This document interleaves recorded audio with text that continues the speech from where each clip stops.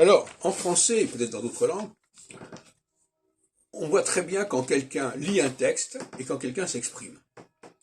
Quand il lit un texte, on est dans le discours écrit, et quand on parle spontanément, on est dans une sorte d'oralité.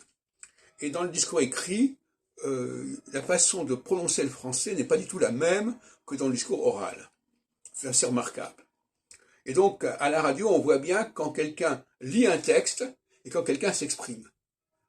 Quand quelqu'un s'exprime, c'est beaucoup plus vivant que quand on lit un texte, même si on lit le texte avec le ton, etc., etc. Par ailleurs, toujours dans le domaine des topiques sensorielles, si on peut dire, eh bien, je dirais que quand quelqu'un fonctionne au niveau du ça, il y a une espèce de logorée, au niveau verbal notamment, enfin une sorte de fébrilité dans le domaine du ça. Quelqu'un qui mange dans le registre du ça, il va manger de manière, comment dirais-je, compulsive. Bon. Quand quelqu'un s'exprime dans le domaine du ça, il va dire des choses qui vont ça va sortir comme ça va couler de source, ça va s'écouler, sur lequel il n'y a pas vraiment de contrôle en quelque sorte.